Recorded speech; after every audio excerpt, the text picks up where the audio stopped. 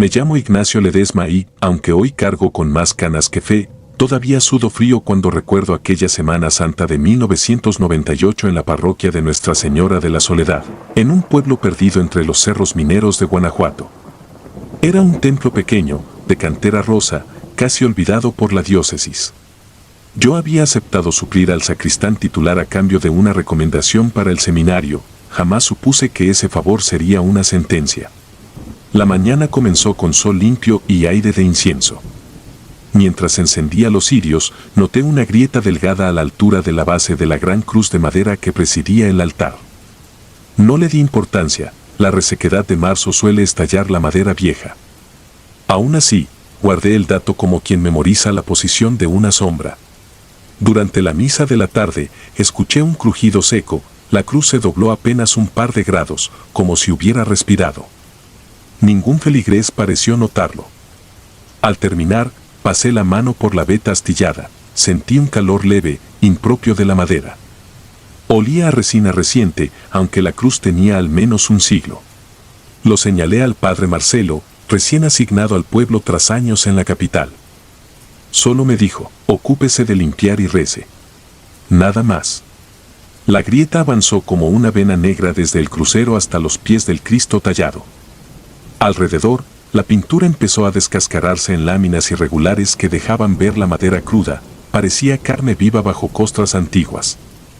El padre Marcelo me ordenó reforzarla con cordeles. Mientras ajustaba los nudos, sentí un estremecimiento, la cabeza del Cristo parecía inclinarse, apenas un suspiro de movimiento, pero suficiente para hacerme retroceder. Esa noche, la primera alarma, doña Remedios, la beata más vieja, entró al templo gritando que había visto al diablo dentro del sagrario. Decía haber distinguido un rostro rojo encorvado entre los copones. La tomaron por delirante, yo, en cambio, no dormí. Llegué antes del alba y encontré la puerta principal abierta. El interior olía a azufre mojado. Las veladoras estaban derretidas hasta el piso, como si una ráfaga abrasadora hubiera pasado. Cuando enfoqué la mirada al altar, sentí que la sangre me abandonaba, la cruz se había partido exactamente por la mitad, del travesaño hasta la base, sin que nada la sostuviera. Las dos mitades seguían en pie apoyadas una contra otra, unidas solo por hilos pegajosos de resina fresca. No había virutas ni polvo. El padre Marcelo llegó jadeando. Lo vi palidecer.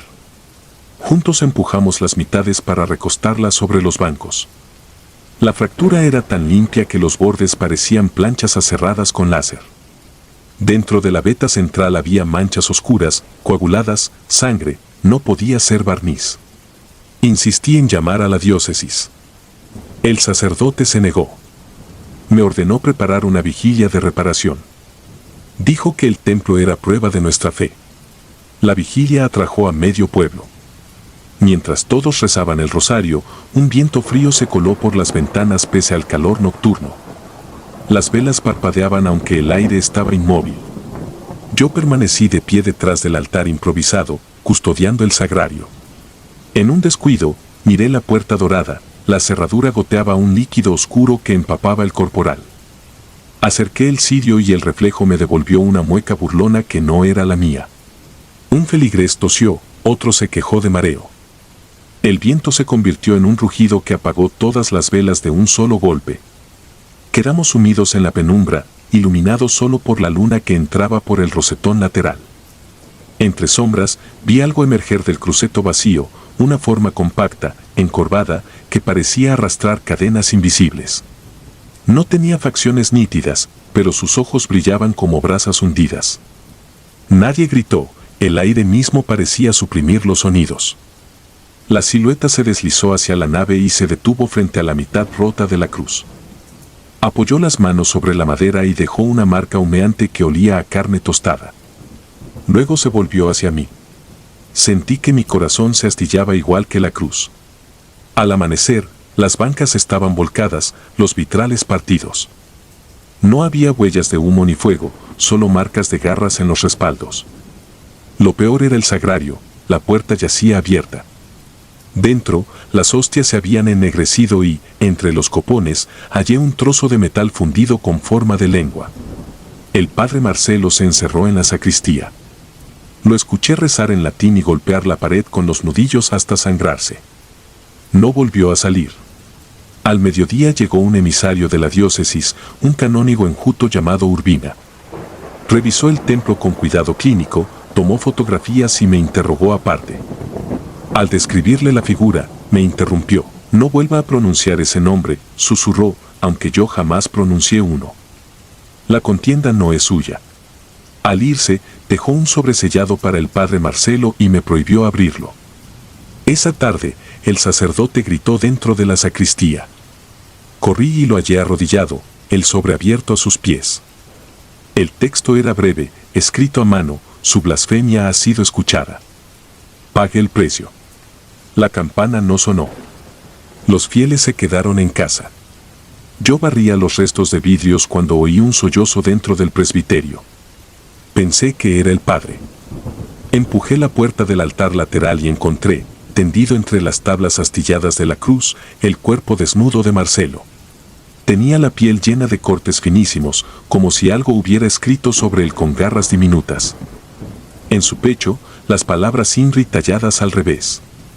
Sus ojos estaban abiertos, pero no parpadeaban, parecían vitrales rotos llenos de polvo. No avisé a nadie. Cerré el templo con candados y busqué al viejo herrero del pueblo. Le pagué para soldar la puerta principal. Nadie debía volver a entrar. En la madrugada del domingo, no soporté la culpa y regresé. Abrí una rendija en la puerta lateral. Dentro, la nave estaba iluminada por un fuego tenue que no consumía nada. La cruz rota se erguía de nuevo, recompuesta con un brillo negro como obsidiana. Entre los brazos, en lugar del Cristo, colgaba el cuerpo vaciado del padre Marcelo. Su piel era un manto hueco que goteaba un líquido espeso sobre el altar. El aire olía a carne y a mirra podrida. Avancé hipnotizado hasta el sagrario. La puerta dorada se abrió por sí sola, revelando el hueco vacío. A mis pies se dibujó una sombra que no correspondía a mi silueta. Sentí un peso sobre la nuca, el roce de dedos ardientes que me obligaban a arrodillarme. Dentro del sagrario vi el reflejo de un rostro que no era humano, cuernos diminutos, sonrisa húmeda, ojos de rescoldo. Parpadeaba con placer lentísimo. Comprendí que la grieta de la cruz no era un accidente, sino una herida abierta para dejar pasar aquello. El templo, abandonado por la fe, se había ofrecido a algo más antiguo que cualquier credo. Han pasado 27 años. Viajo de parroquia en parroquia bajo nombres falsos, buscando iglesias agrietadas, cruces que supuran savia oscura, sacerdotes desesperados. Intento advertirles, pero nadie escucha a un sacristán errante que balbucea historias de demonios en el sagrario. Cada vez que me arrodillo ante un altar, siento el roce de aquella sombra sobre mis hombros, recordándome que todavía me considera suyo. A veces, en las noches sin luna, escucho la madera partiéndose en mi propio techo.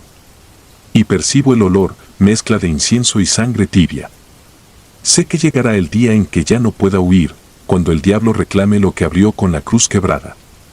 Cuando suceda, no quedará sagrario ni hueso que pueda contenerlo. Entonces comprenderán que algunos templos se construyeron, sin saberlo, para adorar silencios demasiado antiguos, silencios que, una vez rotos, no vuelven a cerrarse.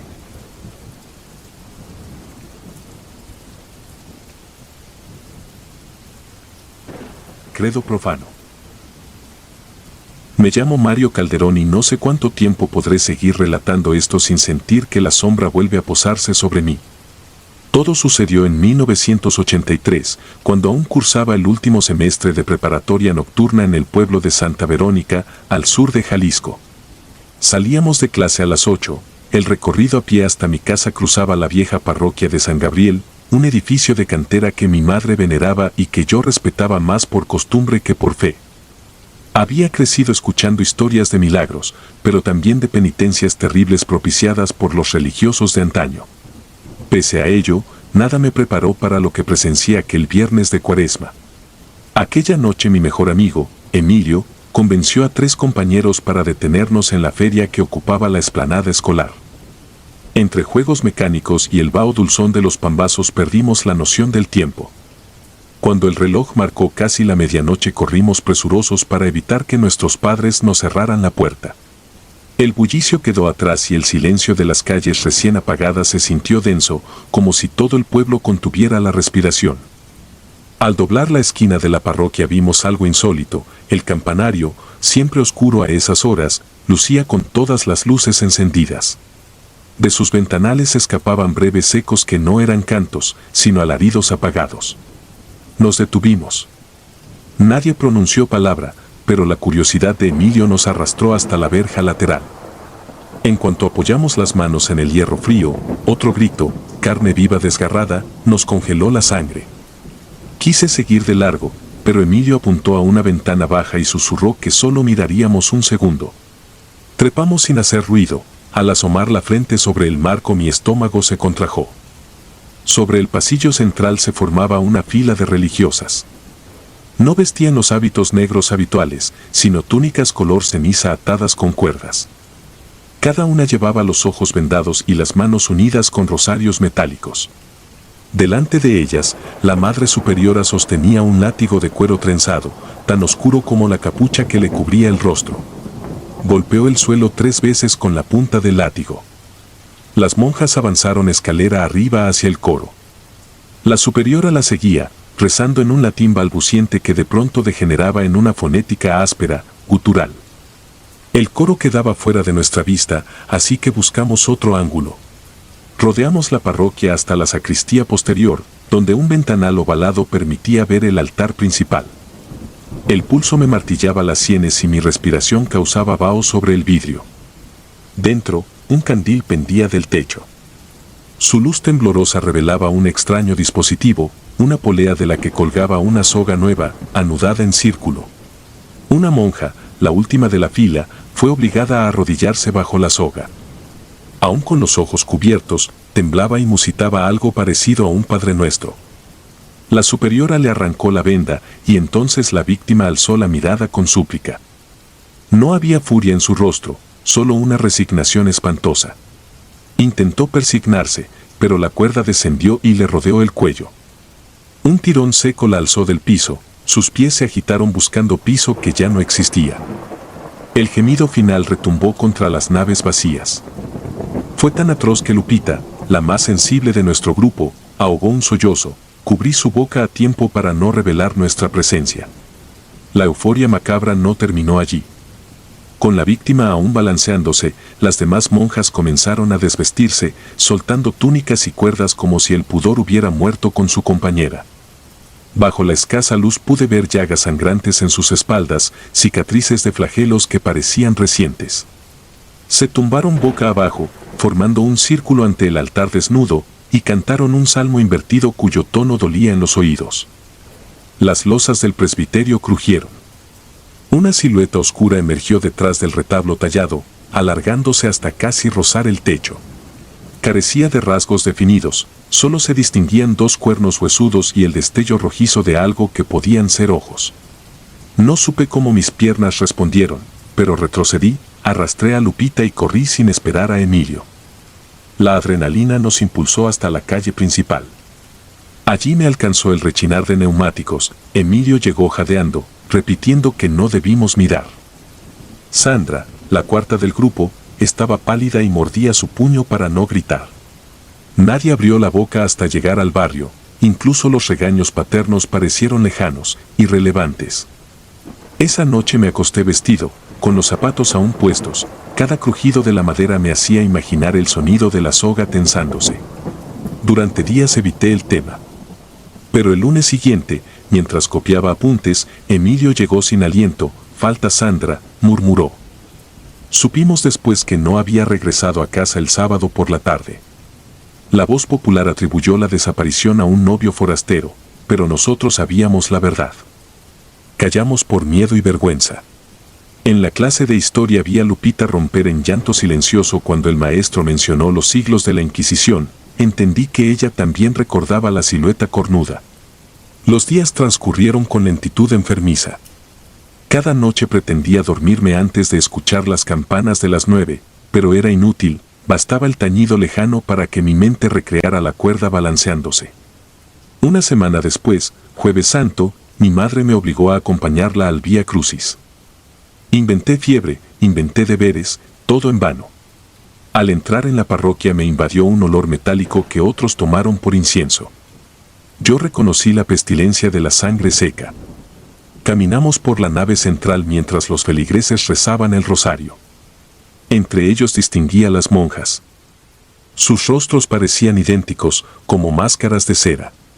Cuando pasé junto a la Madre Superiora sentí que sus dedos rozaban mi chaqueta. No se volvió, pero en mi oído resonó un susurro tan bajo que pudo ser imaginación, vox clamantis. Aquella noche no dormí. En mi ventana, la luna parecía una hostia imposible. Entonces comprendí que el silencio me estaba condenando. A las 3 de la madrugada busqué a Emilio. Encontré la puerta de su casa abierta, la sala a oscuras, su madre dormida en una mecedora. En su habitación hallé ropa esparcida y el casete que había grabado nuestras canciones favoritas, destrozado en el piso.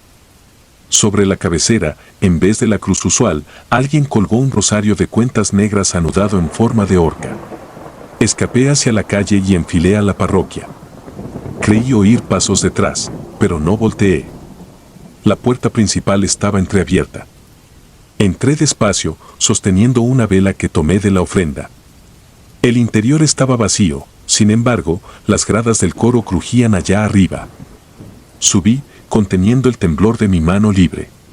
Al llegar vi las túnicas grises amontonadas en el suelo, húmedas de algo oscuro. Un goteo marcaba el compás del inmenso silencio. Entonces el órgano emitió una sola nota grave, como un alarido contenido, y las velas del altar se encendieron por sí solas. La llama de mi vela osciló y casi se apagó, el aire olía a azufre. Frente al retablo apareció la silueta, más nítida que antes, de forma animal y torso humanoide. Sentí un empuje invisible que me obligó a hincarme. El suelo estaba helado. El ser se inclinó, y sus cuernos proyectaron sombras retorcidas en las bóvedas. Oí un latido que no provenía de mi pecho, sino del edificio entero, piedra viva, corazón blasfemo. Cuando creí que la criatura iba a tocarme, una segunda campanada repicó en la torre y todo se apagó. Oscuridad absoluta. Desperté al alba, tendido en el atrio. Los ojos me ardían, la lengua sabía a hierro. No había rastro de sangre ni de túnicas, solo las palomas picoteando migas en los escalones. Mi madre me encontró y creyó que había bebido. Jamás volvió a creerme cuando intenté explicar. Esa misma tarde llegó un comunicado. El obispo clausuraba temporalmente la parroquia por restauraciones urgentes. Las monjas fueron trasladadas y nadie las volvió a ver. Sandra y Emilio siguen desaparecidos, sus nombres jamás figuraron en las actas oficiales. Han pasado 42 años. Trabajo lejos de Santa Verónica, pero cada Viernes Santo siento un peso sobre la nuca, como la presión de una cuerda imaginaria. A veces suenan campanas en mis sueños, despierto ahogado y no me atrevo a encender la luz, porque en el reflejo del ventanal creo ver, apenas un instante, 2 cuernos perfilados contra la luna. Nunca más volví a rezar.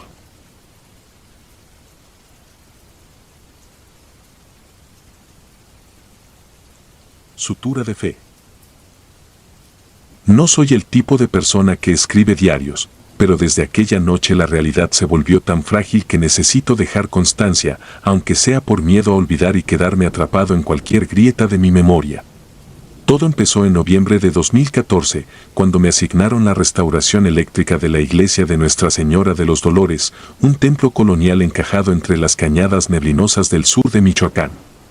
La parroquia había permanecido cerrada casi una década por daños estructurales. Aún así, su párroco, el padre Esteban Murúa, oficiaba misas privadas, decían, para fieles muy especiales. Ingresé con mi linterna y una cámara térmica que el seguro me exigía emplear. La mampostería resumaba humedad antigua y el olor a incienso mezclado con yeso podrido formaba una película arenosa en la lengua. Bajo el coro encontré velas negras consumidas hasta el sebo, conformando círculos simétricos alrededor de manchas pardas que mi experiencia en obras reconoció como sangre coagulada sobre ladrillo. Sentí una punzada de cautela profesional, documenté todo para el informe y seguí hacia la sacristía, donde el aire parecía cristalizado por un silencio cavernoso. El altar lateral estaba cubierto con lona verde. Al levantarla descubrí arneses oxidados incrustados en el respaldo de un sillón confesionario reformado. Cuerdas de cáñamo y correas de cuero aún conservaban un leve calor orgánico, como si alguien las hubiera liberado esa misma tarde.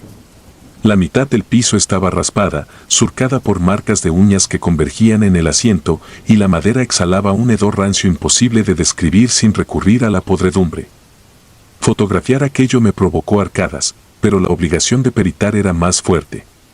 Registro las horas como los clavos que sujetan mi cordura. 21:17 revisé cables en el presbiterio. 21:34 el sensor térmico mostró una masa fría que ascendía por la nave central a contracorriente del aire tibio. 21:40 escuché un gemido hueco proveniente de la cripta, un eco que no rebotaba en piedra sino que parecía inhalarme desde abajo. Mientras descendía la escalera caracol, la luz de la linterna tembló, deslicé el dedo y comprobé la batería llena, sin razón para aquellas intermitencias. La cripta era un rectángulo bajo con nichos vacíos, sin embargo, en el centro había un camastro metálico cubierto por lonas quirúrgicas. Encima, una mujer atada de pies y manos convulsionaba en silencio absoluto, como si su garganta hubiese olvidado el sonido. Tenía la piel violácea, los labios resquebrajados y los ojos vendados con una gasa sanguinolenta. Mis piernas flaquearon cuando advertí que su vientre se arqueaba de un modo antinatural, como si algo pujase desde el interior. Quise acercarme, pero un crujido de pasos gritó sobre mi cabeza. El padre Murúa descendió con sotana blanca manchada de hollín, llevando un aspersorio y un cuaderno de cuero, sin notar mi presencia oculta tras un contrafuerte.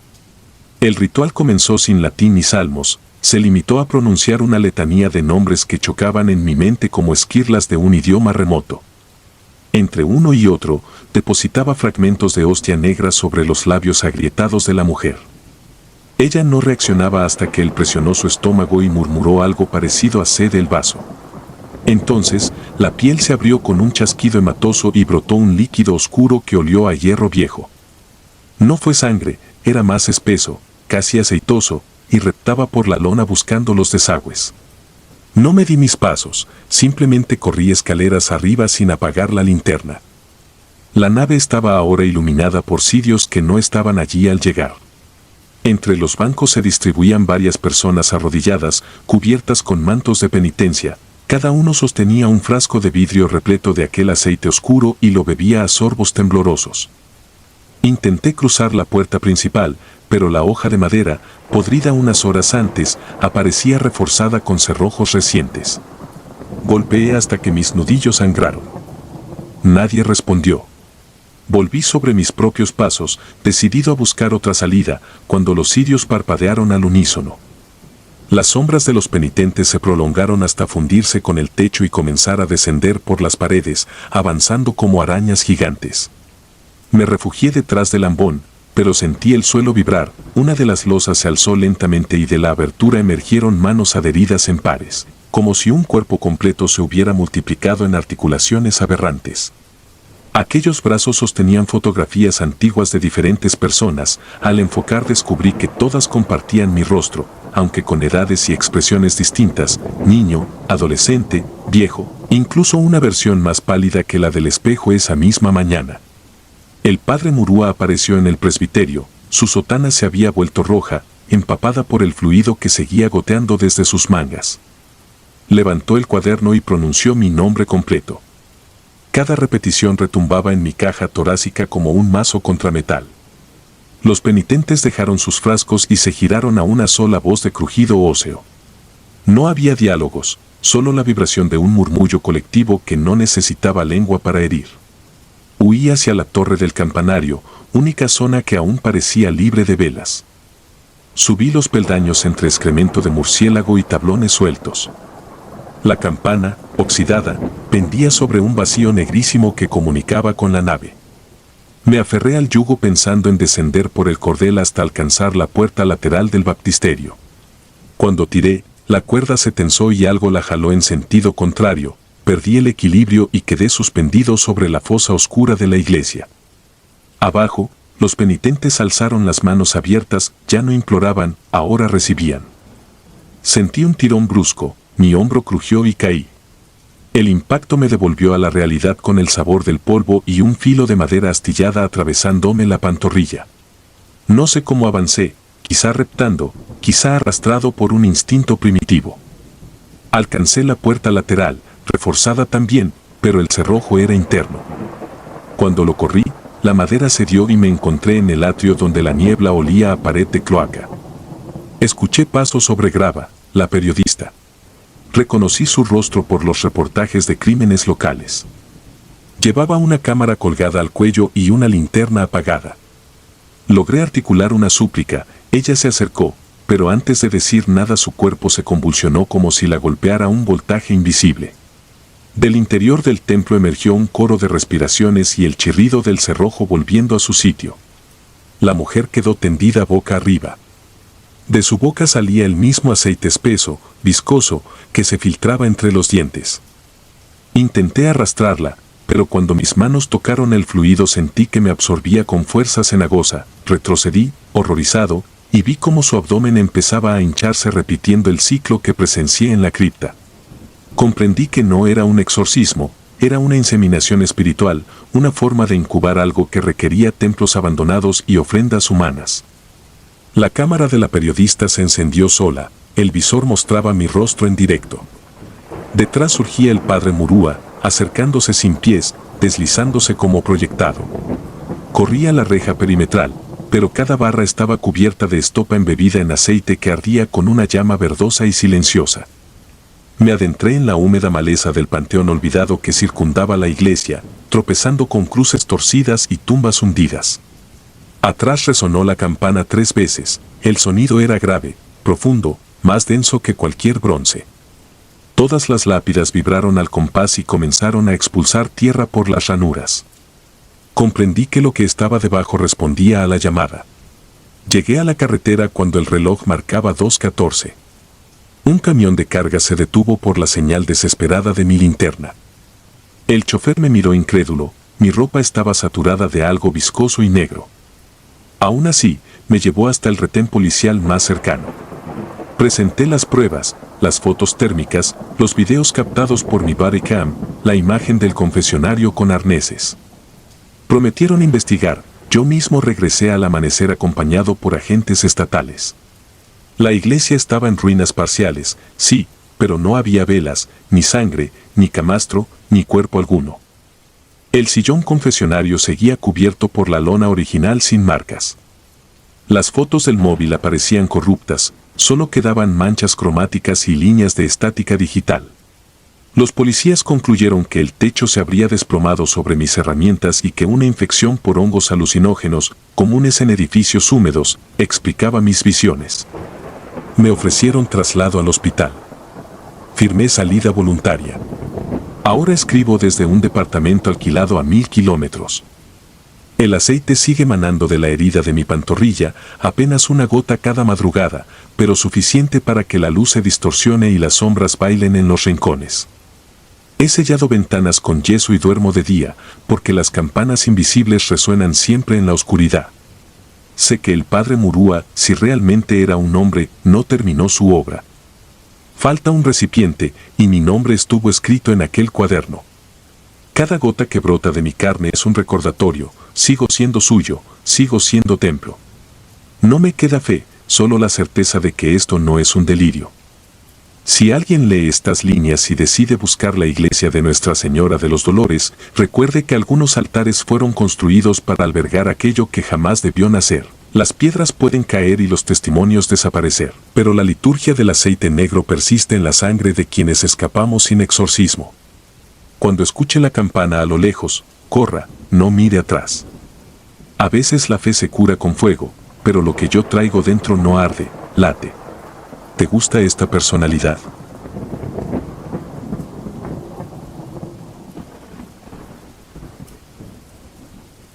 Campanas a las 23:17.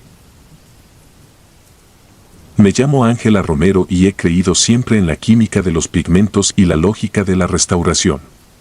Sin embargo, durante el verano de 2011 descubrí que la madera, la piedra y la luz pueden esconder horrores que no figuran en ningún manual.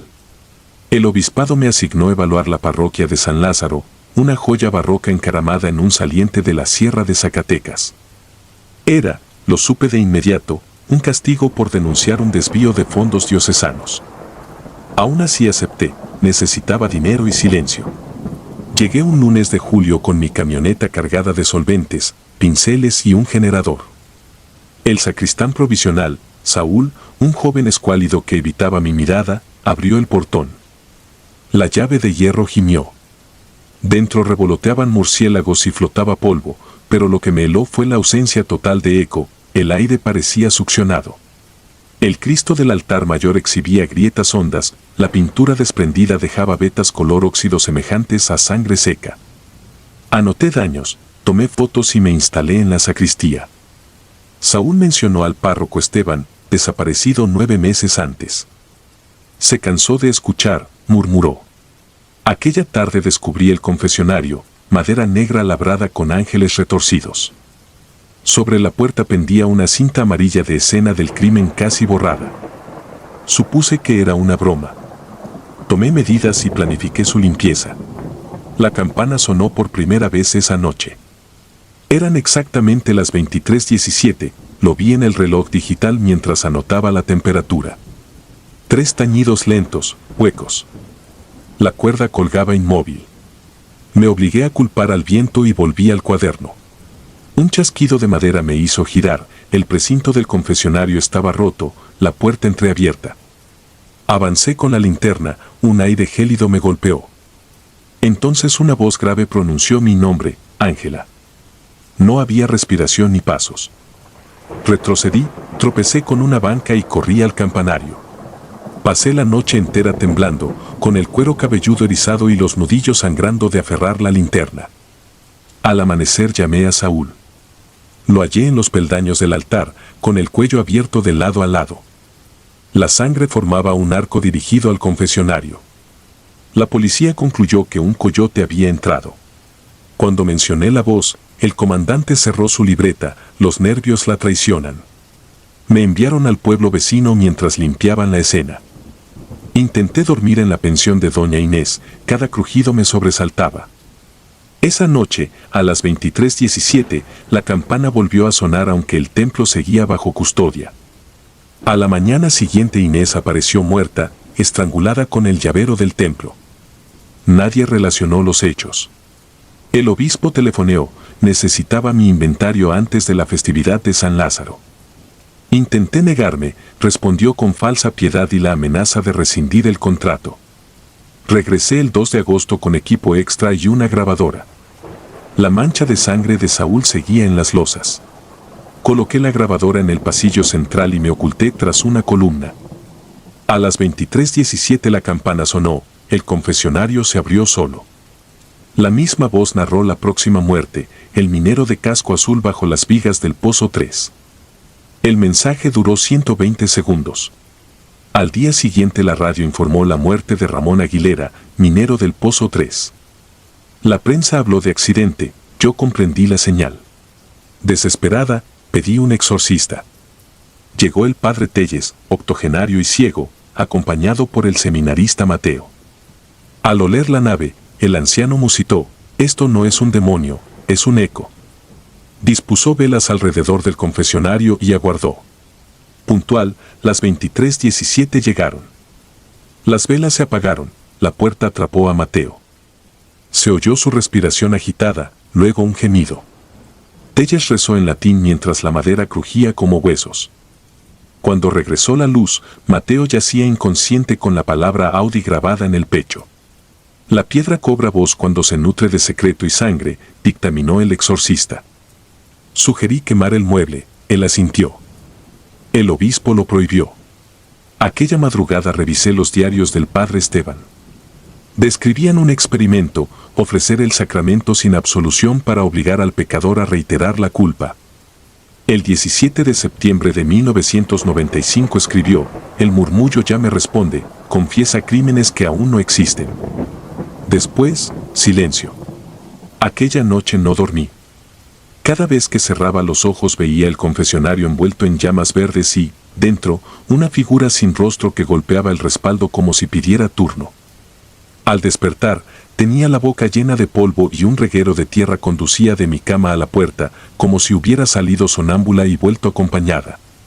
Durante los días siguientes viví en la biblioteca municipal revisando hemerotecas. Descubrí que cada muerte ligada al templo formaba en el mapa un círculo perfecto de 17 kilómetros con la iglesia en el centro, la hora fatídica invertida.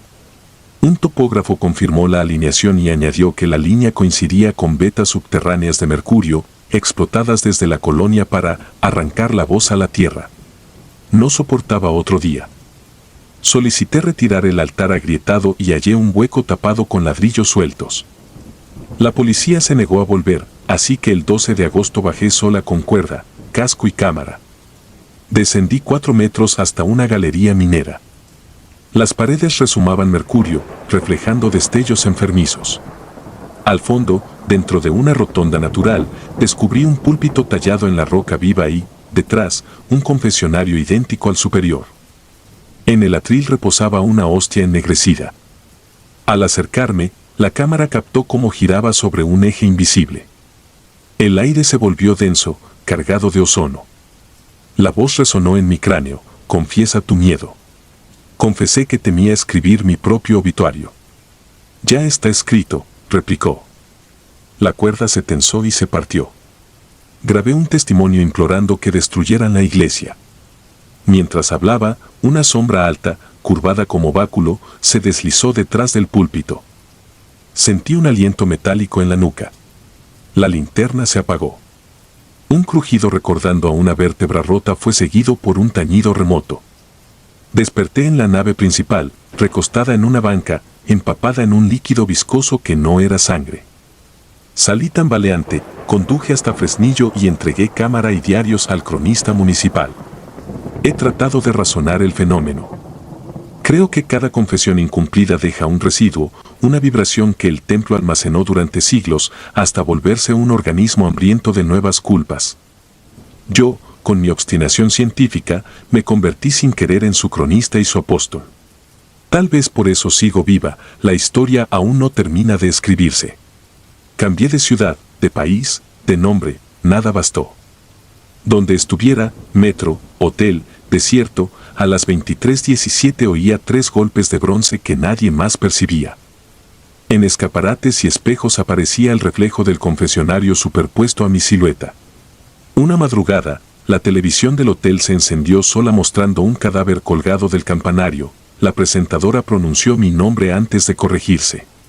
Hoy escribo en un café de Tijuana. El reloj marca las 23:16 y el aire ya vibra. No sé si me queda un minuto o un aliento. Solo sé que la voz necesita ser escuchada y que mi último pecado será permitirle usar estas líneas.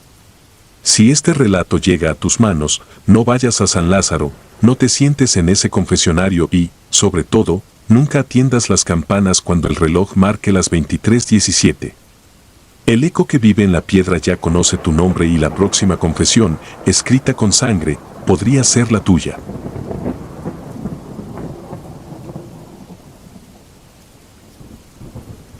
Cuernos en el altar. Soy restaurador de imágenes sacras y, aunque he trabajado en docenas de templos antiguos, nunca olvidaré la parroquia de San Miguel Arcángel, oculta entre los cerros nublados de la Mixteca oaxaqueña.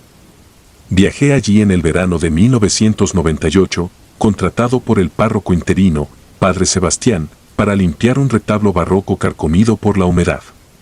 Creí que sería otra semana de polvo y solventes, pero desde la primera noche supe que algo susurraba donde solo debería habitar el silencio. La iglesia era de piedra gris, levantada a mediados del siglo XVIII. De día, el sol coloreaba los vitrales con rojos y azules intensos. De noche, la nave se convertía en un túnel de penumbras que el viento atravesaba como un lamento. A las 9 en punto, el sacristán apagaba las luces, dejándome con una lámpara portátil para continuar el trabajo. Fue entonces cuando vi, por primera vez, la sombra. Mientras raspaba la capa de barniz oscuro del borde del altar mayor, mi linterna se deslizó, proyectando mi propia figura sobre el muro. La silueta parecía alargada, torcida, coronada por 2 puntas agudas. Di un salto, convencido de que era un efecto de la luz, pero al mover la lámpara la forma no se desvaneció. En lugar de ello, los labios de aquella oscuridad se curvaron, como murmurando una plegaria destinada a nadie.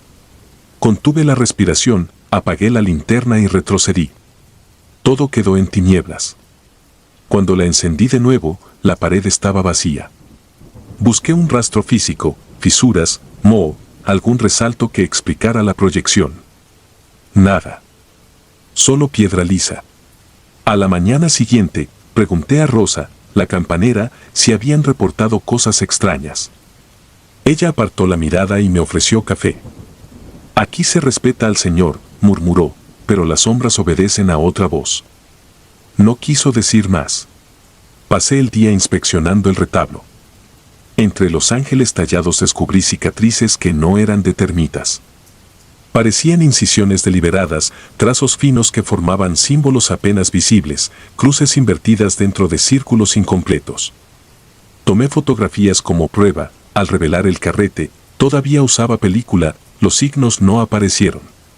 Parecían borrados por una mano invisible. La siguiente noche regresé decidido a cumplir con el contrato y marcharme. Encendí velas en el presbiterio para alejar sombras artificiales. Mientras lijaba la base del Cristo central, las llamas comenzaron a inclinarse hacia el muro, como si una brisa inexistente soplara desde el altar.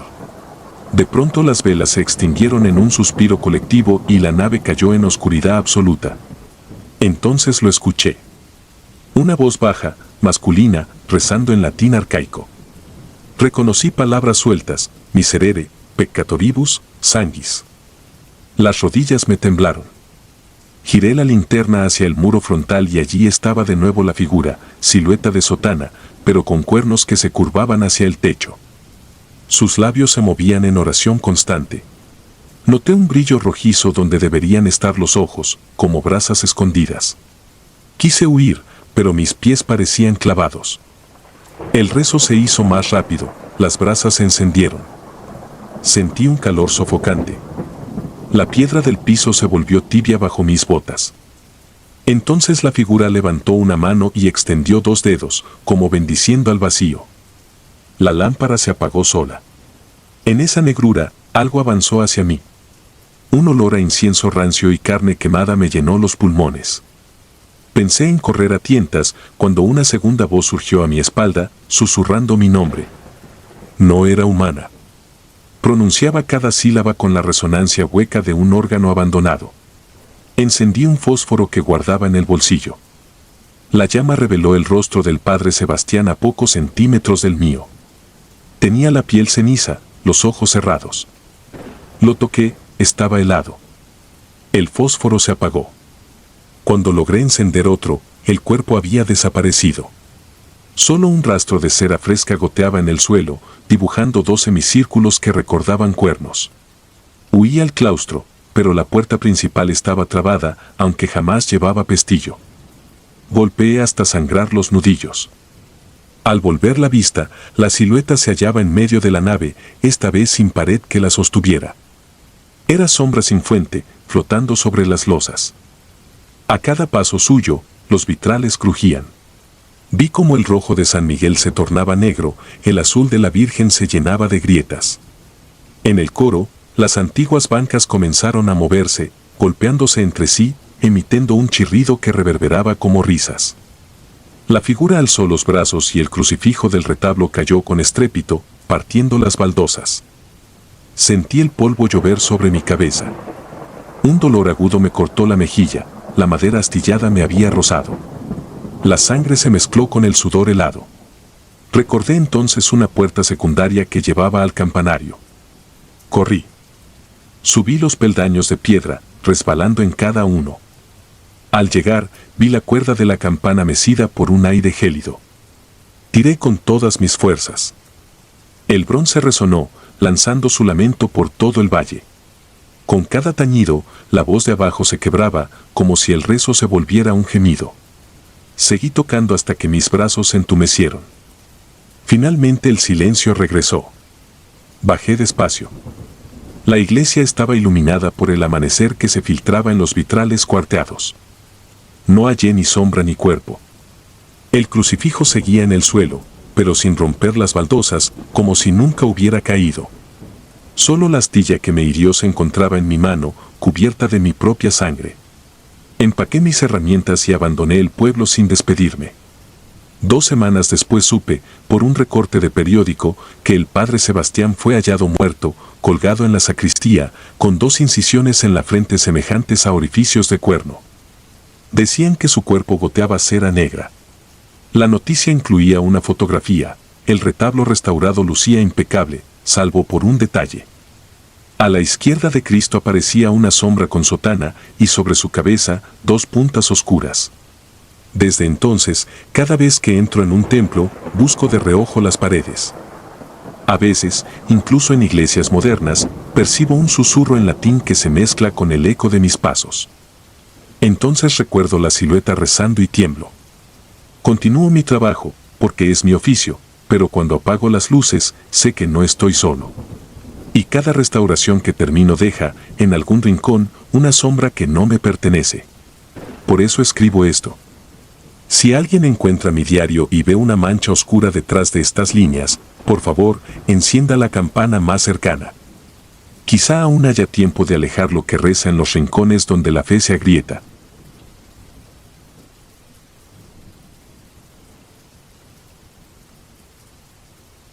La campana que sangra. Me llamo Ernesto Molina y juro por mi propia cordura que todo lo que leerás ocurrió durante el otoño de 1983, cuando acepté una beca para terminar el bachillerato en el seminario de Nuestra Señora de la Soledad, un antiguo convento enclavado en las montañas de Oaxaca. El lugar había sido clausurado décadas atrás por supuestas irregularidades, pero una orden contemplativa lo reabrió como internado para varones de escasos recursos. A mis 17 años, aquella oportunidad parecía un milagro, hasta que la noche misma de mi llegada descubrí que los milagros pueden pudrirse por dentro. El seminario era de piedra gris, con pasillos abovedados que olían a cera rancia y humedad. En su corazón se alzaba una iglesia barroca, tan grande como para devorar la luz más pura. Cada domingo teníamos misa obligatoria, entre semana, se nos exigía silencio absoluto después de las 9. Mi dormitorio quedaba justo encima de la sacristía, tan cercano al campanario que, cuando las campanas sonaban, el piso vibraba como si un pulso animal intentara liberarse de las rocas. El primer sobresalto llegó durante mi segunda noche. Me despertaron 3 golpes secos, retumbando desde el templo. Pensé que soñaba, pero el sonido volvió, más insistente y hueco, como si algo estrellara su frente contra la puerta principal. El reloj marcaba las 11. Me incorporé y vi a Rafael, mi compañero de litera, un chavalo nervioso y asmático, pegado a la ventana. Con un gesto me pidió guardar silencio. Nos asomamos. No soplaba viento, sin embargo la puerta de encino se sacudía furiosa y del interior salía un chillido metálico, el chirrido de bancas arrastradas sobre piedra. Nadie encendió luces. Nadie salió a investigar. El colegio dormía, pero la iglesia parecía retorcerse con vida propia. A la mañana siguiente comenté el suceso con los veteranos. Respondieron que no era raro, que la puerta se azotaba sola desde siempre. Lo decían con resignación, como quien acepta la lluvia en época de tormentas. Me advirtieron que no mirara demasiado tiempo el retablo principal, pierde la forma, murmuró uno. Reí para ocultar el escalofrío que me subía por la nuca. La tercera noche, al filo de las 3, la campana mayor tañó sin que nadie hubiera subido al campanario. Su golpe seco atravesó la piedra y me partió el sueño. Corrí a la ventana. Debajo, inmóvil bajo la luz mortecina del alumbrado, una figura femenina vestida de hábito miraba hacia mi cuarto. No distinguí su rostro, pero el velo ondeaba lento, como si se agitara en un agua espesa. Retrocedí y sentí el asma sibilante de Rafael detrás de mí. No hablamos. No podíamos. Cuando me atreví a volver a asomarme, la silueta había desaparecido, y el campanario, por primera vez en ese año, goteaba algo oscuro que manchaba los adoquines. A partir de entonces el ambiente se enrareció. Los crucifijos amanecían ladeados, las velas apagadas supuraban como si en lugar de cera hubieran derretido carne amarillenta, y en el refectorio se escuchaban rezos apagados donde no había nadie. Preferí callar. Tenía una beca que conservar y un futuro que no existía fuera de esos muros. Todo estalló el último viernes de octubre. Después del rezo nocturno, el prefecto pasó lista, faltaba Germán, un interno callado que vivía con los audífonos puestos escuchando cintas de rock. Registramos baños, despensa, patios, nada. El toque de queda se impuso, pero el rumor ya galopaba por los corredores. Alguien había visto a Germán seguir a una monja desconocida hacia la iglesia. Aquella noche nadie durmió. A las 2:30, los golpes regresaron, más feroces. Las puertas se azotaban, las bancas retumbaban. Sin pensar, tomé mi linterna y bajé con Rafael y otros 2 muchachos. El aire apestaba a incienso rancio. Entramos.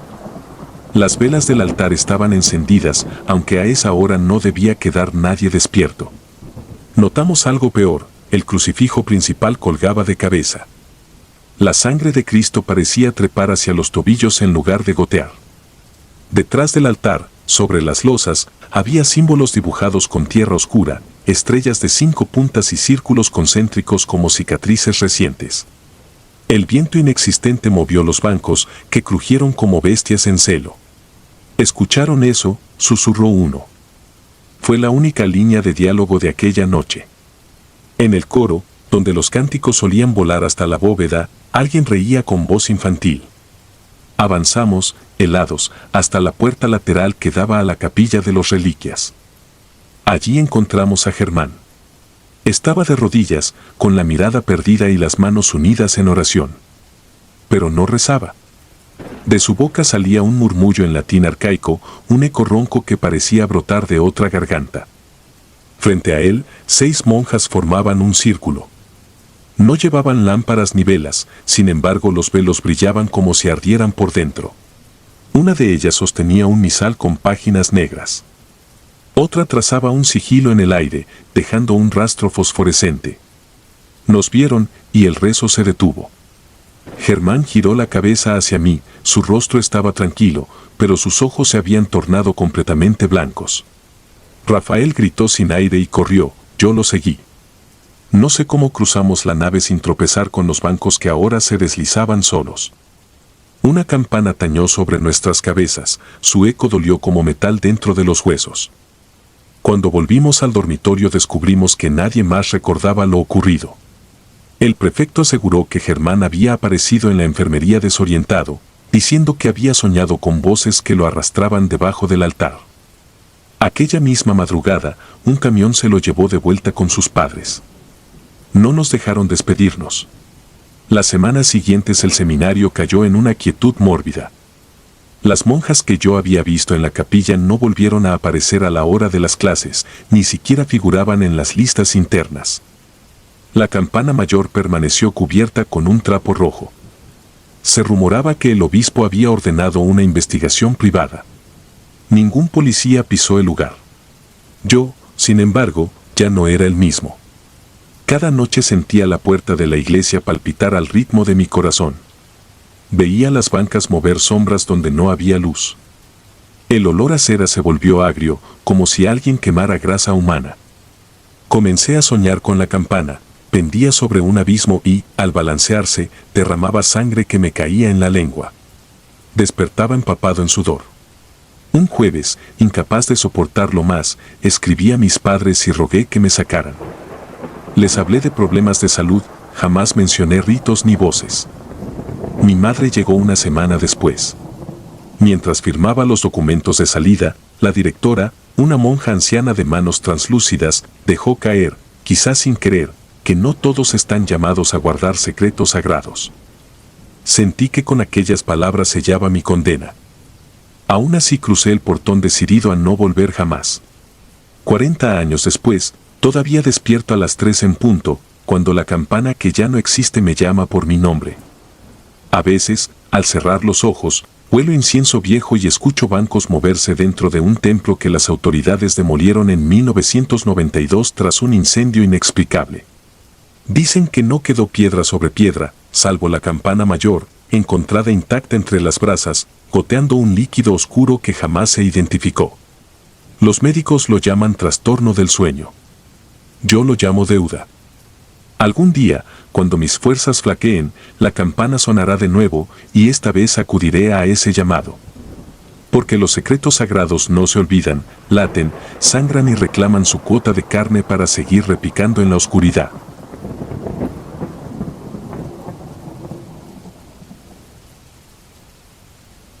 Flagelación. Me llamo Julián Ortega y en diciembre de 1997 acepté un empleo mal pagado, velar las noches en la parroquia de San Bernardo, un templo de 1884 casi en ruinas a las afueras de Tepetlaoxtoc. El anciano párroco, padre Ezequiel Montes, se negaba a marcharse pese al tejado hundido y la orden de cierre. Mi tarea consistía en dormir allí y redactar un inventario de grietas antes de la demolición. Tenía 4 semanas para terminar el informe y cobrar un dinero que necesitaba con urgencia. Llegué un domingo al anochecer. El viento sacudía las campanas oxidadas y dejaba un tañido hueco. Las bancas parecían ataúdes cubiertos de polvo y las velas, consumidas, daban una luz tímida. El padre emergió de la penumbra, en sus ojos brillaba algo febril. Me entregó un manojo de llaves y dijo, a las 2 todo calla. No supe a qué se refería. Esa misma madrugada, a las 2:23, lo anoté por costumbre, un golpe seco retumbó en el pasillo. Pensé en una teja suelta, pero el sonido se repitió con ritmo mecánico. Avancé con la linterna y empujé la puerta de la sacristía. El padre estaba arrodillado, torso desnudo, flagelándose con un cordón trenzado. Cada azote abría su piel y dejaba caer gotas que chisporroteaban en el suelo de piedra. Retrocedí sin que me viera y no dormí el resto de la noche. Al alba preparé café en una cafetera esmaltada que humeaba óxido. El padre apareció con la sotana cerrada hasta la barbilla, ningún gesto de dolor. Habló de limpiar los nidos del campanario y cambiar focos para la última misa de Adviento. Yo asentí, incapaz de mencionar lo que había visto. Actuábamos como 2 conspiradores de un silencio recién firmado. Durante el día subí la escalera caracol hacia el campanario. El aire apestaba a guano seco. Desmonté nidos de paloma y contemplé el pueblo, tejados de lámina opaca, 2 calles polvorientas y el panteón difuminado en bruma. Un aullido breve ascendió, el padre recitaba el Ángelus con una voz que parecía más joven que su cuerpo. Al caer la tarde llegó a confesarse una anciana menuda, de trenzas plateadas. Mientras barría hojas en el atrio oí fragmentos de su voz, culpa, inocencia, protegerlo. Al salir me sujetó del brazo con fuerza inesperada y susurró, no se quede esta noche. Desoí la advertencia. La segunda madrugada los golpes regresaron y un sollozo infantil se colaba entre latigazos. No reuní valor para entrar, conté 23 azotes y un gemido agudo que me heló la sangre. La lluvia azotó al tercer día. Entre cubeta y cubeta vi al padre arrodillado en el presbiterio, untando aceite oscuro en las grietas del mármol. Su sotana rota dejaba ver hematomas aún sangrantes. Pregunté si necesitaba ayuda. Sin voltear dijo, no restauramos piedra, sellamos bocas. Esa tarde, mientras dormía, forcé el candado de un armario. Dentro hallé 5 cajas que olían a naftalina. En la primera, Polaroids entre 1968 y 1975, niños de catecismo abrazados a un joven Ezequiel, algunos mostraban flores, otros vendas rojas. En la segunda, libretas con listas de nombres y números romanos del 1 al 11. Guardé las cajas en un costal. El domingo siguiente solo acudieron 5 ancianos a misa. El padre leyó el pasaje sobre escandalizar a los pequeños y su voz se quebró en la palabra molino. Un relámpago iluminó los vitrales, las sombras se estiraron sobre los muros como figuras crucificadas. Nadie comulgó. El cirio se apagó sin corriente de aire. A medianoche oí latigazos y tintineo de cadenas. Abrí la sacristía, el padre colgaba con los brazos en cruz, esposado a argollas. Su cuerpo sangraba en surcos recientes. Fotos tachadas cubrían el suelo. Una grabadora portátil emitía coros infantiles en latín. Luché con el primer candado. El padre murmuró, si me sueltas volverán a hablar. Un soplo frío rozó mi nuca y una voz infantil pronunció mi nombre. Las velas se apagaron. Las fotos flotaron como hojas en un remolino invisible mientras él recitaba los nombres de las libretas, intercalando números. Liberé la segunda argolla y el cura cayó como un saco vacío. Lo cargué bajo la lluvia hasta la casa del doctor Merino, 3 kilómetros cuesta abajo. Al ver las heridas, el médico llamó a emergencias, no quiso dejarme regresar solo y subimos juntos en su camioneta. Dentro del templo hallamos al padre erguido, se había clavado un brazo del crucifijo procesional bajo la axila y pendía de él. Un hilo de sangre dibujaba un sendero rojo hasta el altar. Murmuró, la sangre ahoga la voz, y murió. El doctor vomitó, yo recogí las fotos y cintas. La policía archivó el caso como suicidio. La diócesis selló la parroquia con láminas. Al derribar una pared del baptisterio hallaron 11 féretros pequeños sin nombre. El hallazgo jamás salió en la prensa. Las cajas desaparecieron. 28 años después vivo en la periferia de Puebla cargando sacos de cemento. Cada noche, a las 2:23, suenan campanas que nadie más oye. Despierto empapado y 3 marcas de cáñamo arden en mi espalda. Los médicos dicen dermatitis psicógena. Yo sé que son los nudos del padre, reclamando voz. Últimamente oigo mi nombre seguido de números romanos. Primero, Julián 1, después, Julián 2. Mientras firmo estas líneas acaba de sonar, Julián 3. Si alguien lee esto y escucha, Julián 4, sabrá que el lazo ha cerrado mi boca. Y si las campanas invisibles retumban detrás de sus párpados, no las ignore, pronuncie mi nombre en voz alta y reparte estas páginas, porque cada lectura aplaza el siguiente nudo por venir.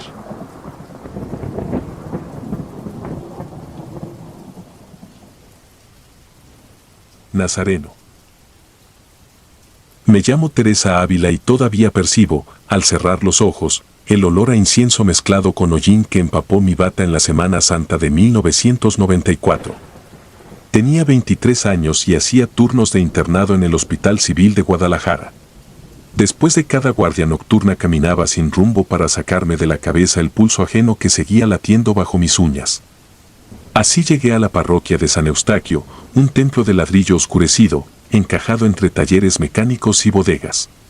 Dentro reinaba una penumbra perfecta, bancos de madera cuarteada, vitrales cubiertos de polvo y un silencio tan compacto que parecía absorber mis pensamientos más ruidosos. El padre Martín, alto y casi traslúcido, me detuvo antes de que pudiera escoger un lugar. Preguntó mi nombre, mi horario y, sobre todo, si deseaba unirme a la vigilia del Nazareno, un pequeño círculo que, aseguró, rezaba por los enfermos sin familia. Acepté, movida más por cortesía que por devoción. Mi fe, heredada de mi madre, se había ido adelgazando entre turnos y certificados de defunción. En el centro del altar descubrí al Nazareno de los desvelados, un Cristo de madera ennegrecida con extremidades demasiado largas y ojos de vidrio tan brillantes que parecían húmedos.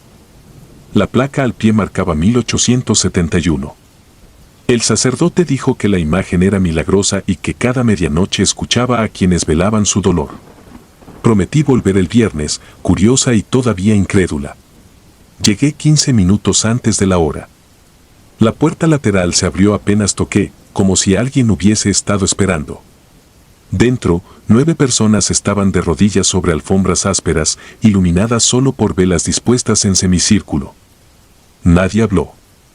El padre recitó una letanía en latín, algunas palabras eran ásperas, ajenas al misal. Cuando terminó, repartió cuerdas de cáñamo y hojas de afeitar, debíamos hacernos un corte en la palma y apretar la soga hasta empaparla de sangre, para recordar que la carne es deuda. Pensé en las infecciones que había visto por heridas menores, pero la presión del silencio me obligó a obedecer. El olor a hierro se mezcló con el incienso y se me quedó pegado a la garganta. No dormí esa noche. En el hospital, 3 pacientes jóvenes murieron sin causa aparente, corazones reventados, como frutas caídas. Cada cadáver me recordó la sangre que había ofrecido. Quise contarlo, pero temí parecer supersticiosa entre colegas acostumbrados a diagnósticos y protocolos.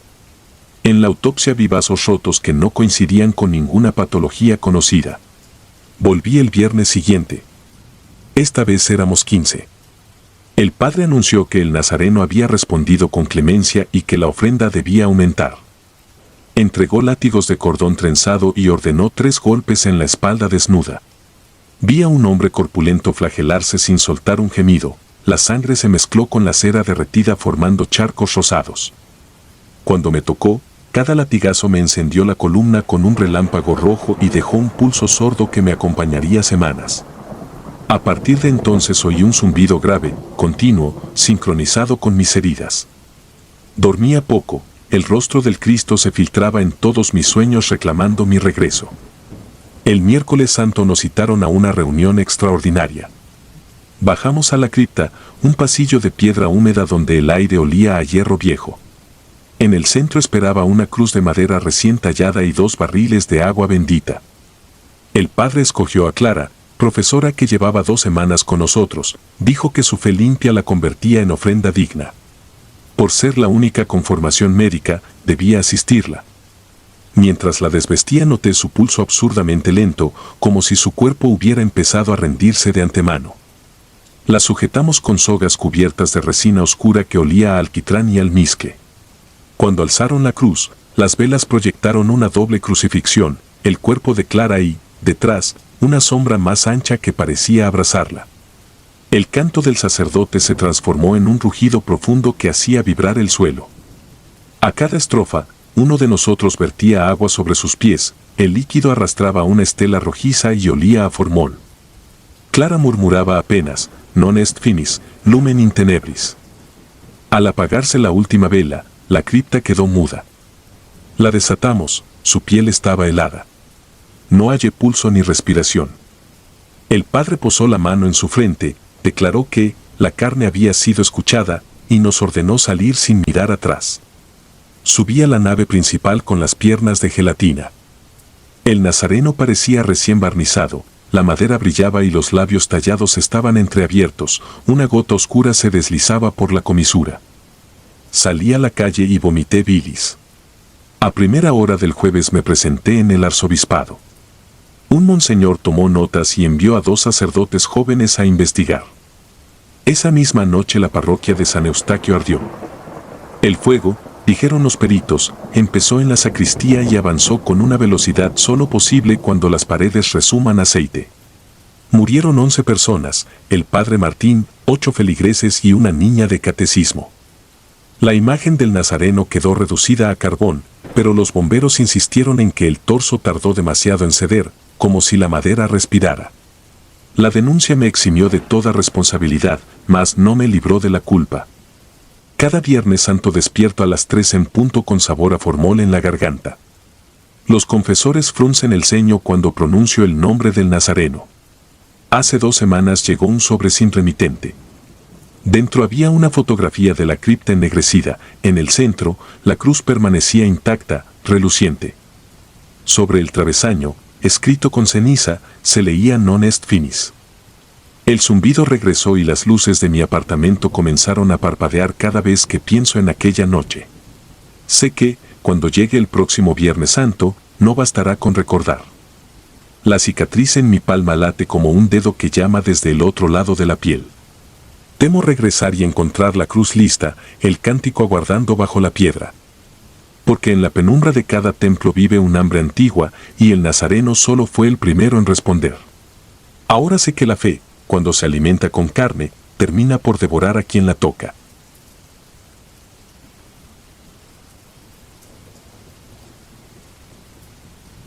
La oscuridad en el alma. Nunca olvidaré la noche en que fui llamado para ayudar con un exorcismo. Soy el padre Mateo, y he servido en mi pequeña parroquia durante más de 20 años. Había enfrentado muchas pruebas de fe, pero nada me preparó para lo que encontraría en esa casa. La llamada llegó a medianoche. El obispo me despertó con urgencia en su voz y me pidió que acudiera de inmediato a una casa en las afueras de la ciudad. Pues la familia allí necesitaba ayuda urgente, su hija estaba poseída y el sacerdote asignado al caso había sufrido un colapso nervioso. Sin más explicaciones, me puse la sotana, agarré mi crucifijo y mi Biblia y salí a enfrentar lo desconocido. La casa se alzaba solitaria al final de una larga calle oscura, rodeada de árboles que parecían susurrar secretos antiguos. Al llegar, la atmósfera se sentía pesada, cargada de una energía oscura que hacía que mi piel se erizara. Toqué la puerta y me recibió un hombre demacrado y con ojos llenos de desesperación, el padre de la joven. Me guió por un pasillo estrecho hasta una sala donde otros miembros de la familia esperaban en silencio, sus rostros marcados por el miedo y la incertidumbre. La habitación de la niña, Isabel, estaba en el piso superior. Subí las escaleras con el corazón latiendo violentamente en mi pecho, cada paso resonando como un tambor en el silencio opresivo. Al abrir la puerta, un olor acre de sudor y podredumbre me golpeó con fuerza. Isabel estaba atada a la cama con correas de cuero, su cuerpo convulsionándose de manera antinatural. Sus ojos, antes llenos de vida, eran ahora pozos vacíos de un negro abismal. Me acerqué con cautela, recitando oraciones en voz baja. Isabel me miró fijamente y una sonrisa torcida se dibujó en su rostro. La voz que salió de su boca no era la de una niña, sino un gruñido profundo y gutural que me heló la sangre. El demonio habló a través de ella, burlándose de mi fe y proclamando su poder sobre la pobre muchacha. Comencé el ritual de exorcismo, rociando agua bendita y recitando pasajes de la Biblia. El demonio se retorció y gritó, lanzando blasfemias y amenazas. Sentí una fuerza invisible que intentaba detenerme, como si una mano helada apretara mi garganta. Pero mi fe no flaqueó, pues continué con el rito, luchando contra la oscuridad con cada palabra sagrada que pronunciaba. Las horas pasaron como en un sueño febril. Isabel gritaba y se convulsionaba, su cuerpo contorsionándose de maneras imposibles. La temperatura en la habitación descendió bruscamente y pude ver mi aliento formar nubes en el aire gélido. Y justo cuando pensé que no podría soportar más, Isabel dejó escapar un último grito ensordecedor y se desmayó. La atmósfera pesada se alivió momentáneamente y supe que había ganado una pequeña victoria. Pasaron días sin que Isabel mostrara signos de mejoría. La familia estaba al borde del colapso, y yo mismo sentía que mi espíritu se debilitaba. Cada noche, la misma pesadilla me atormentaba, Isabel me miraba con esos ojos vacíos, y la voz del demonio resonaba en mi mente, prometiendo venganza y destrucción. Mi fe era puesta a prueba de maneras que nunca había imaginado. Una noche, mientras oraba en la capilla de la casa, sentí una presencia a mi espalda. Me giré lentamente y vi a Isabel de pie en la puerta, liberada de sus ataduras. Sus ojos eran ahora más oscuros que nunca y una sonrisa malévola deformaba su rostro. Sin pronunciar palabra, avanzó hacia mí con pasos lentos y seguros. Recité una oración rápida, levantando el crucifijo frente a mí. Pero Isabel no se detuvo. Y con un movimiento brusco, arrebató el crucifijo de mis manos y lo lanzó al suelo. Sentí una ola de pánico recorrer mi cuerpo, pero no me atreví a huir. Pues sabía que debía enfrentar al demonio, aunque eso significara arriesgar mi propia alma. Isabel se detuvo a un paso de distancia, sus ojos penetrando en los míos como cuchillos. Sentí una fuerza invisible apoderarse de mí, inmovilizándome. El demonio comenzó a hablar de nuevo, pero esta vez en un tono suave y seductor. Me susurró secretos oscuros y verdades prohibidas, tentando mi fe con promesas de poder y conocimiento. Me resistí con todas mis fuerzas, recitando mentalmente los salmos y aferrándome a mi fe, como a un salvavidas en un mar de desesperación. La batalla espiritual que se libraba dentro de mí era extenuante y sentí que mis fuerzas flaqueaban. Y justo cuando estaba a punto de rendirme, una luz cálida llenó la habitación. Sentí una presencia divina que me envolvió, dándome el coraje y la fuerza que necesitaba. Con renovada determinación, pronuncié el último versículo del ritual de exorcismo. Isabel dejó escapar un grito desgarrador y cayó al suelo, su cuerpo inerte. La presencia oscura se desvaneció, dejando la habitación en un silencio sepulcral. Me arrodillé junto a Isabel, rezando por su alma y agradeciendo a Dios por su intervención. Los días siguientes fueron una mezcla de esperanza y miedo. Isabel parecía estar recuperándose, aunque lentamente. Sus ojos habían recuperado algo de su brillo, y sus padres comenzaron a creer que lo peor había pasado. Pero en el fondo de mi corazón, algo me decía que la batalla aún no había terminado. Una noche, mientras vigilaba el sueño de Isabel, escuché un susurro débil. Y pensé que era mi imaginación, pero los susurros se intensificaron, llenando la habitación con un coro de voces oscuras. Isabel se despertó de repente, sus ojos nuevamente vacíos y su rostro deformado por una sonrisa malévola. El demonio no se había ido, solo había estado esperando, acumulando fuerzas. La figura de Isabel se levantó de la cama y comenzó a flotar en el aire, su cuerpo contorsionándose de manera antinatural. Sentí un terror primordial apoderarse de mí, pero no podía dejar que el demonio ganara. Así que agarré mi Biblia y comencé a recitar las oraciones más poderosas que conocía, mientras Isabel gritaba y reía con una voz que resonaba en toda la casa. El demonio habló a través de Isabel, revelando secretos oscuros y perturbadores sobre mi propia vida, cosas que solo un ser sobrenatural podría conocer. Mi fe fue puesta a prueba de manera brutal, y sentí que mi mente se fracturaba bajo la presión. Pero continué, sabiendo que la salvación de Isabel dependía de mi resistencia. La lucha duró toda la noche. Y justo antes del amanecer, el demonio lanzó un último grito y abandonó el cuerpo de Isabel, dejando una nube negra que se disipó en el aire. Isabel cayó al suelo, inconsciente pero viva. La familia se reunió a su alrededor, llorando de alivio y gratitud. Y pensé que finalmente habíamos vencido, pero esa misma noche fui atormentado por sueños oscuros y visiones de horror. Desperté sudando y con la sensación de ser observado. Al levantarme, encontré marcas de garras en las paredes de mi habitación, como si una criatura infernal hubiera estado merodeando mientras dormía.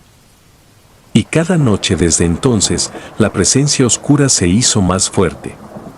Pues sabía que el demonio no se había ido realmente, estaba acechando, esperando el momento adecuado para reclamar su venganza.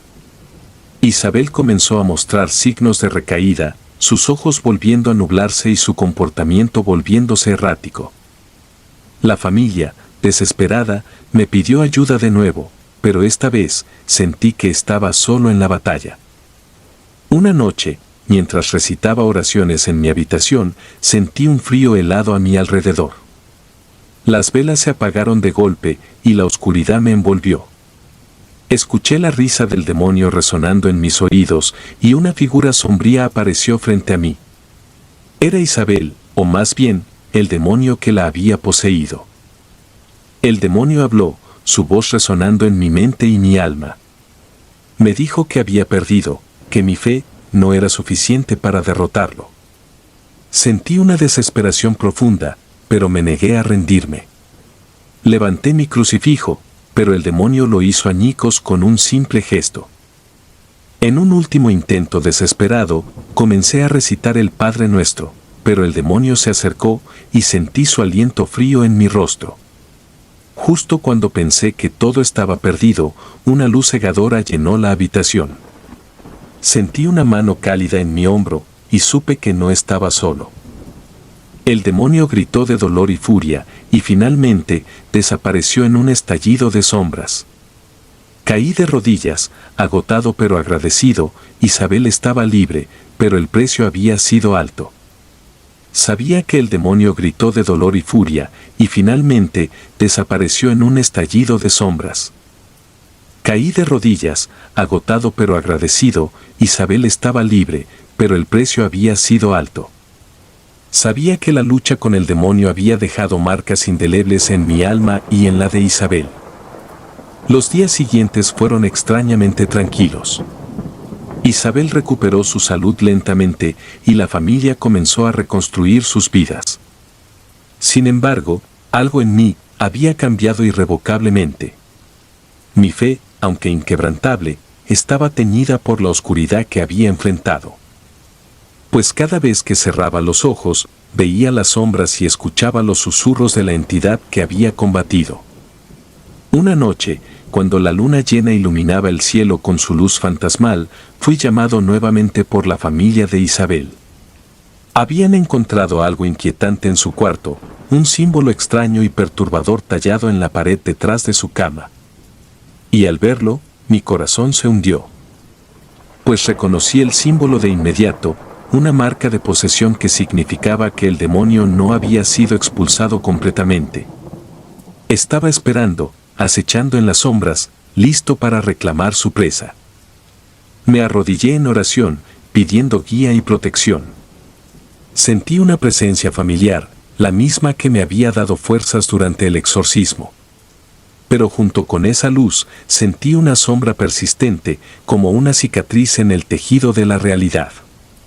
Y me di cuenta de que la batalla no había terminado, solo había entrado en una nueva fase.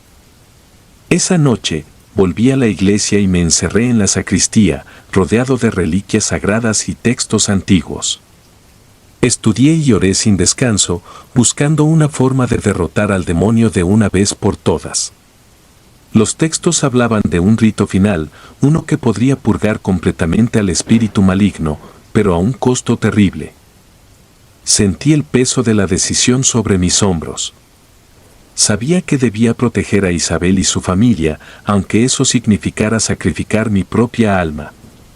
Preparé todo para el ritual, sintiendo una calma extraña, como si una mano divina me guiara.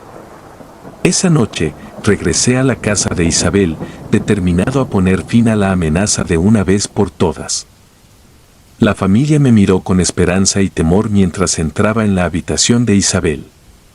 La niña dormía pacíficamente, ajena a la batalla que se libraba por su alma. Comencé el rito, recitando las palabras antiguas con voz firme. El aire en la habitación se volvió denso y cargado, y una oscuridad palpable se arremolinó a mi alrededor. De repente, Isabel se despertó, sus ojos llenos de terror y la voz del demonio brotando de su garganta. La criatura luchó con todas sus fuerzas, pero yo continué, sintiendo el poder de mis palabras resonar en el espacio. La batalla fue intensa, una lucha de voluntades entre la luz y la oscuridad. Finalmente, con un grito que sacudió la casa, el demonio fue expulsado. Isabel cayó inconsciente y la atmósfera en la habitación se alivió instantáneamente. Pero algo dentro de mí se quebró, pues sentí una frialdad en mi corazón, una sombra que se había adherido a mi alma.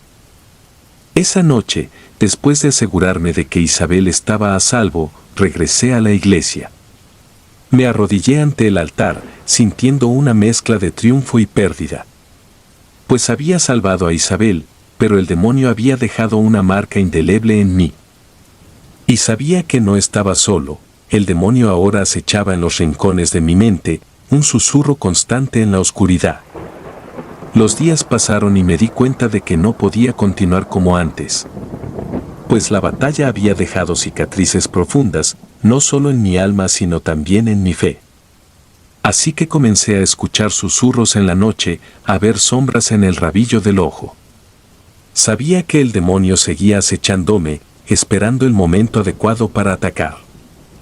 Y una noche, mientras oraba en la capilla, sentí una presencia a mi espalda. Me giré y vi una sombra oscura, amorfa, que se acercaba lentamente.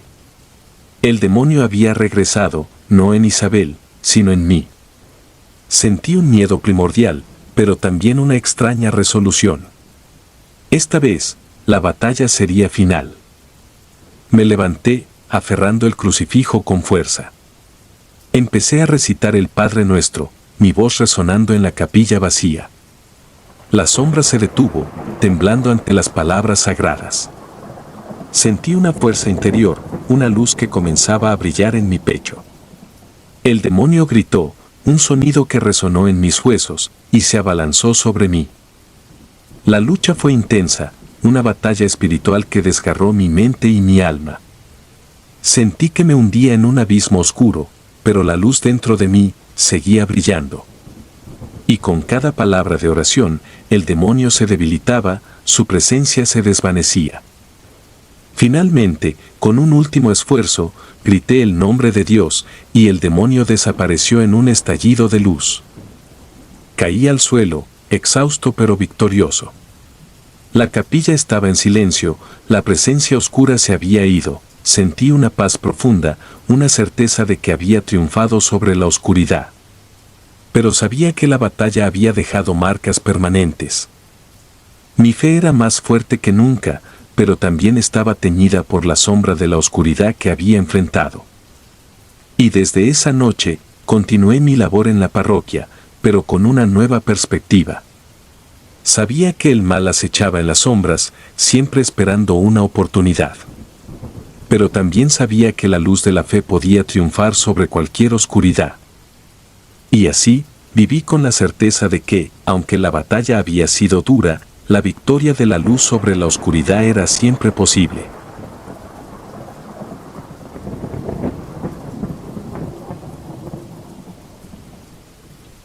La iglesia de los susurros. Era una noche oscura de octubre cuando decidí explorar la antigua iglesia abandonada en las afueras del pueblo.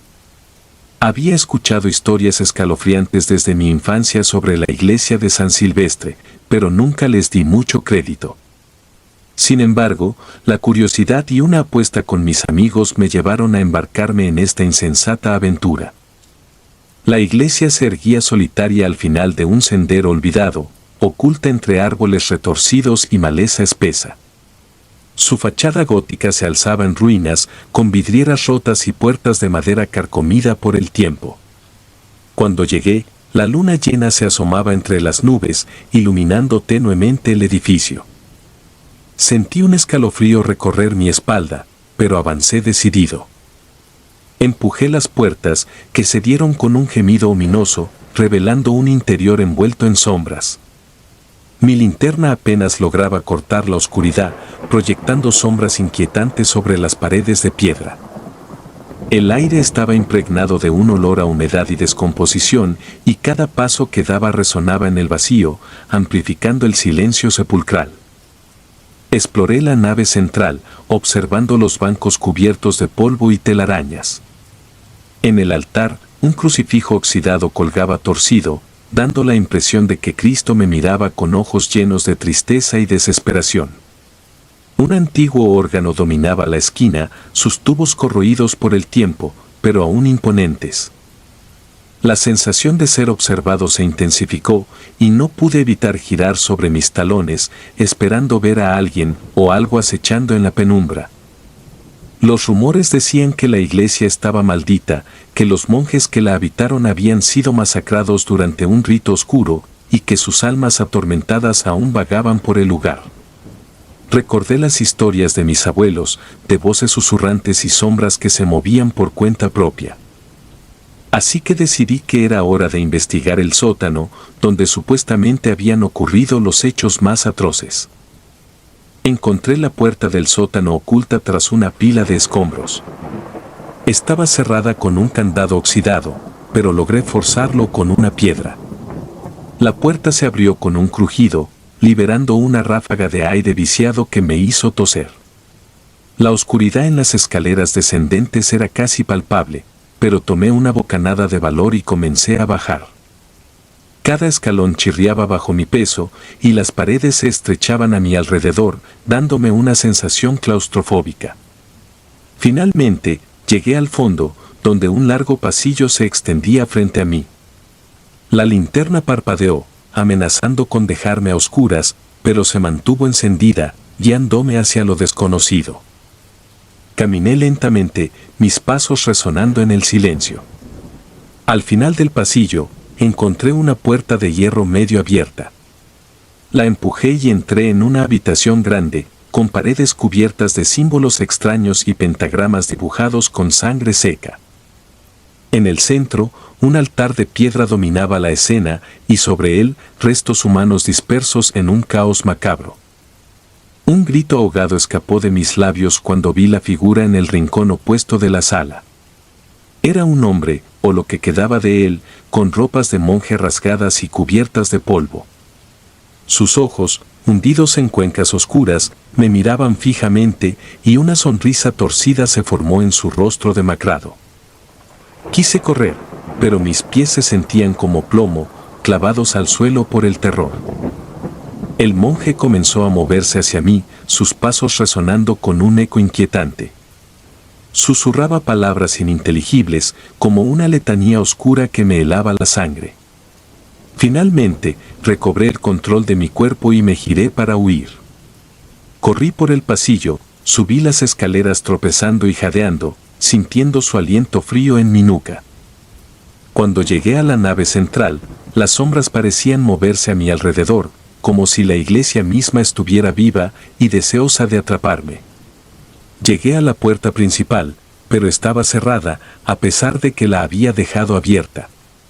Por lo que desesperado, golpeé la madera, rogando que se abriera, pero todo era inútil. La risa del monje resonó en mis oídos y sentí sus manos huesudas agarrarme por los hombros. La desesperación me invadió y caí al suelo, sollozando.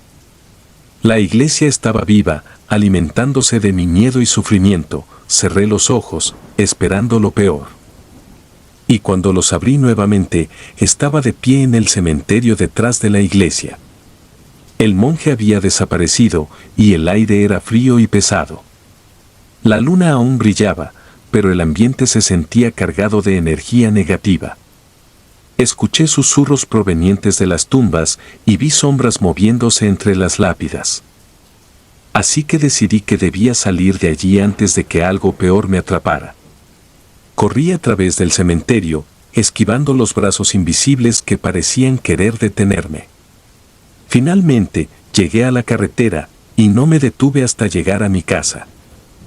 Mis amigos se rieron cuando les conté lo sucedido, creyendo que era solo una broma o un producto de mi imaginación, pero yo sabía la verdad. La iglesia estaba maldita y las almas atrapadas allí nunca encontrarían descanso. Los susurros y las sombras aún me perseguían, incluso en mis sueños, recordándome que había invadido un lugar donde los muertos no descansaban en paz. Con el tiempo, comencé a notar cambios extraños en mí mismo. Sentía una presencia constante, como si el monje nunca me hubiera dejado realmente. Los susurros se hicieron más fuertes, incluso durante el día.